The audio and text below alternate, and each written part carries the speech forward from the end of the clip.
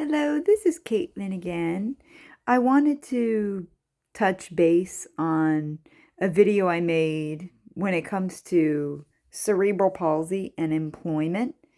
Um, I think a lot of the times, like I said, some people only look at cerebral palsy as being one perspective. Like some people think of cerebral palsy as being bound to a wheelchair for your whole life, or needing a walker for your whole life, or needing a cane for your whole life, or being on a feeding tube your whole life, or needing special equipment to allow you to talk, like one of those electronic computers or something like that.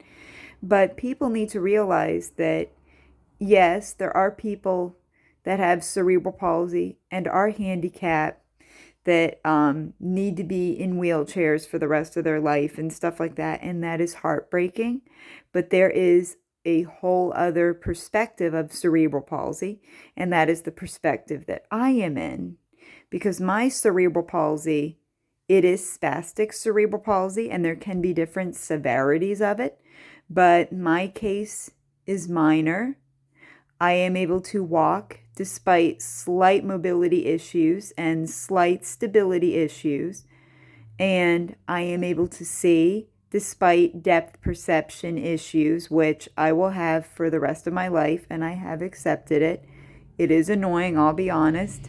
My depth perception issues is why I cannot go to the movie theaters unless I am sitting all the way at the bottom, as in not even the row where you only have to climb 3 sets of stairs and there's that railing in front of you. I'm talking about I would have to sit all the way at the bottom. So I just don't go to the movie theaters anymore because I do not want to sit, that far down. Because then you would have to literally look up at the screen just to watch the movie. So, yeah.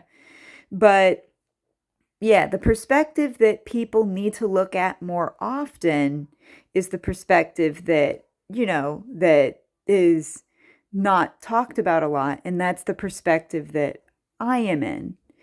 I am able to walk despite having a walker because with my stability issues and with me getting older. And I am able to see despite needing glasses, and I have depth perception issues, which I will have to deal with for the rest of my life, and I have accepted that. And I'm able to stand despite having a curve in my back, and they don't know if the scoliosis was caused by genetics or if it was caused by the cerebral palsy. They're not sure of that. But my guess is that it was probably the cerebral palsy because the curve is very minimal, but it is there. And that's why sometimes when I walk using the walker, like if I get tired, you would know because it would be difficult for me to stand up straight and I would end up kind of slouching. But the fact is that even though we can do we even though we have to do certain things differently, the handicap community can still do them. Even though, yes, unfortunately, there are some that will be in a wheelchair and will need help doing certain things, but that doesn't mean they don't have a voice. The handicap community has a voice. And at the end of the day, the people need to look at the handicap community as, yes, we do have physical disabilities, but despite that, we are just as capable as people that are enabled bodied.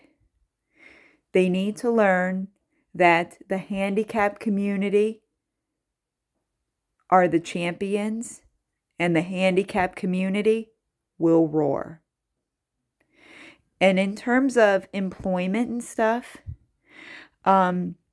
with my experiences personally, and this is probably people looking at the perspective of cerebral palsy that I guess they know the most about, which is, being confined to a wheelchair and stuff like that, instead of looking at the perspective that I am in, which would be despite having a mobility device, I am still capable of doing quite a lot, even though some things I may have to do differently.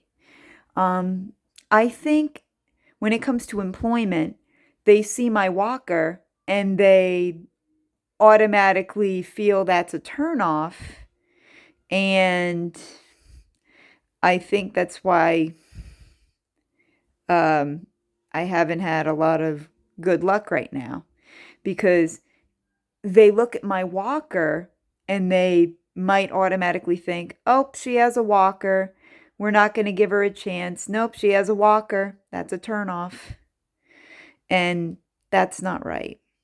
Because instead of looking at, yes, the person has a mobility device, you need to look at the person as, yes, the person has a mobility device, but is still deserving of a chance to show us what she is capable of doing, so we will know her strengths and her weaknesses before we decide, yes, she's got the job, or no, I don't think this is the right job for you.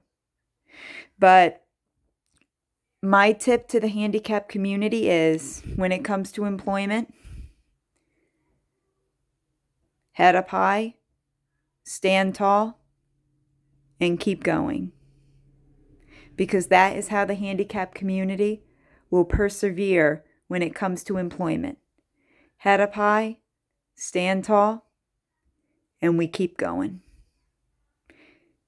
If you like this video, please like, comment, and subscribe. Thank you.